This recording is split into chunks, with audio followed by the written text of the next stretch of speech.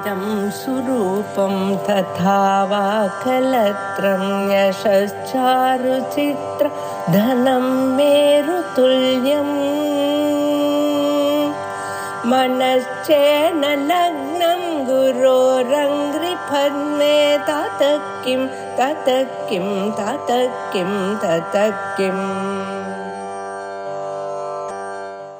अशोकस्तारणस्तारशूरशौर्यर्जनेश्वरः अनुकूलशतावर्तः पद्मी पद्मनिभेक्षणः। अशोकः इति तत्र आद्यं नाम न विद्यते शोकः यस्य सः अशोकः इति सामान्यतः विग्रहः सम्भवति। दुःखशून्यः इति शब्दस्य अर्थो लभ्यते। शोक इति शब्दस्तु शुचधातोः घञ्प्रत्यये कृते लभ्यते। शोकः इति कुत्वं भवति, तेन शोकः इति शब्दो जायते। शोकरहितः, शोकशब्दस्तु लोके प्रसिद्धः, अतः दुःखम् इत्यर्थे प्रसिद्धः वर्तते शब्दः। शोकशून्यः इति अभिप्रायेण भगवान् अशोकः इति नाम्ना स्तूयते।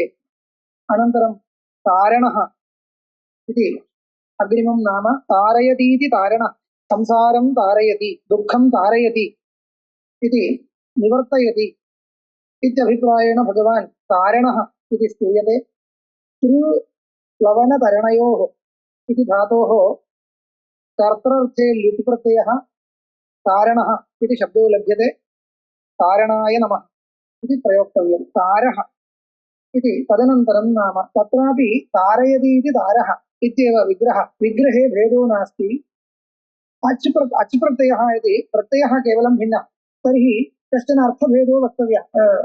पूर्वं तु संसारसागरं तारयति इति तारणः इति अर्थं स्वीकुर्मः, अत्र तु भयात् तारयति इति तारः इत्येवं किञ्चिदिव वैलक्षण्येन अर्थं स्वीकृत्य पौनरुक्त्यं वारयितुं शक्यते। भयात् तारयति इति तारः। पूर्वं तु दुःखं तारयति, संसारं तारयति, संसारसागरं तारयति इत्येवं पूर्वं विग्रहो वक्तव्यः। अनन्तरं शूरः इति विक्रमवान् सामर्थ्यवान् इत्यर्थे शूरः इति शब्दो भवति। शूर विक्रान्तौ इति धातोः अच् प्रत्ययः जगत् संरक्षणे अपेक्षितं वीर्यम् अस्य भगवतो वर्तते इत्यभिप्रायेण शूरः इति शब्दः प्रयुज्यते। शूरशब्दस्तु लोके प्रसिद्धः, तस्मात् विशिष्य अर्थनिरूपणं नावश्यकम्। अयमपि शब्दः भगवत्स्तुत्यर्थं स्वीक्रियते। शूराय नमः, पूर्वं ताराय नमः, अत्र शूराय नमः। अनन्तरं शौरि इति, अत्रापि शूरधातोः अच् प्रत्ययं कृत्वा शूरशब्दः निर्मातव्यः। शूर इति कश्चित् यदुवंशराजः अपि कश्चन वर्तते शूरः इति, तस्य गोत्रापत्यम् अयं भवति इति शौरिः इति शब्दः लभ्यते। इञ् प्रत्ययः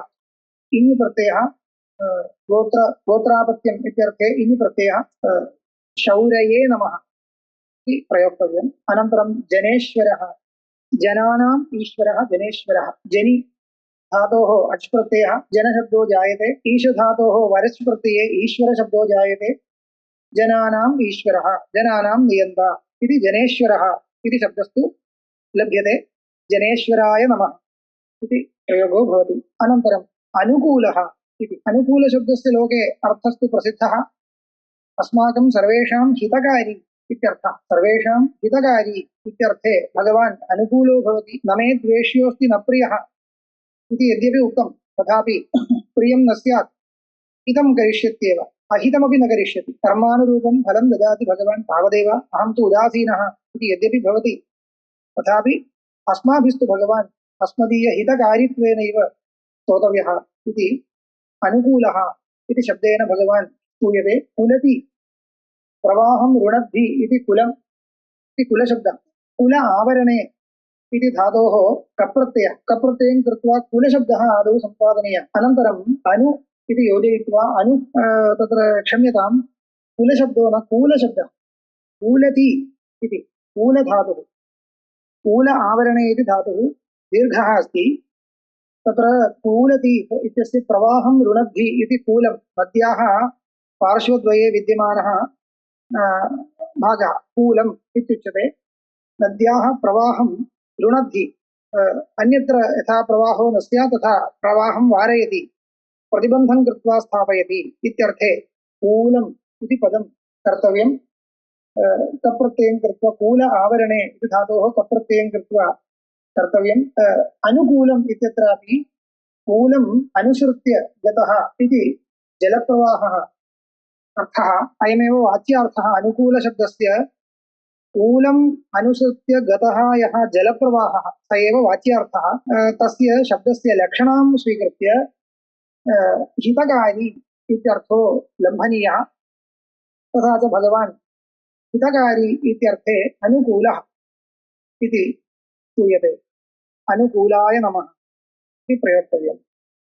अनन्तरं शतावर्तः इति। शतावर्तः इत्यत्र आ उपसर्गपूर्वकवृद्धधातोः धनिप्रत्यये आवर्तः इति शब्दो भवति। धर्मस्य संरक्षणाय शतम् आवर्ताः अस्य वर्तन्ते इत्यभिप्रायेण विग्रहं कृत्वा शतावर्तः इति शब्दः सम्पादनीयः। शतम् आवर्ताः, शतं प्रक्रमाः, शतम् उद्यमाः।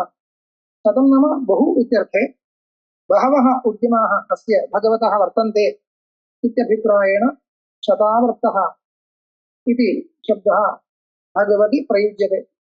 अथवा नाडीशतेषु प्राणरूपेण भगवान् आवर्तते, भगवतः चैतन्यशक्तिः आवर्तते इत्यर्थे शतावर्तशब्दः व्याख्यातः। व्याख्याने शतावर्ताय नमः इति चतुर्थ्यां प्रयोगः। अनन्तरं पद्मी इति शब्दः पद्यतेः मणि प्रत्यये पद्मम् इति शब्दो भवति। पूर्वमेव अयं शब्दः निष्पादितः। पदधातुः मन् प्रत्ययः पद्मम् इति रूपम्। अस्य भगवतः पद्मं वर्तते इति पद्मम् अस्य अस्ति इति पद्मी इति मत्वर्थः इनि प्रत्ययः पद्मी इति जायते।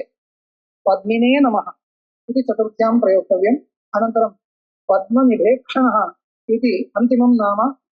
पद्मनिभे ईक्षणे यस्य सः पद्मनिभेक्षणः इति विग्रहः। पद्मशब्दस्तु पूर्वमेव उक्तः। निभशब्दस्य सदृशम् इत्यर्थः।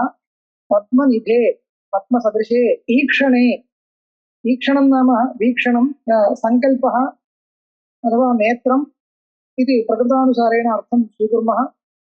पद्मनेत्रः इत्येव अर्थो विवक्षितः इति कृत्वा तदनुसारेण अर्थं स्वीकृत्य पद्मनिभे पद्मसदृशे ईक्षणे नेत्रे यस्य सः पद्मनिभेक्षणः इति शब्दः सम्पादनीयः। ईक्षणम् इति शब्दस्तु ल्युडन्तशब्दः। करणे ल्युट्, ईक्ष्यते अनेन इति ईक्षणम् इति। ईक्षधातोः करणे ल्युट् भवति। ल्युटि कृते ईक्षणम् इति शब्दो जायते। पद्मनिभे ईक्षणे यस्य सः पद्मनिभेक्षणः इति नाम जायते। पद्मनिभेक्षणाय नमः इति चतुर्थ्यां प्रयोगः सिद्ध्यति।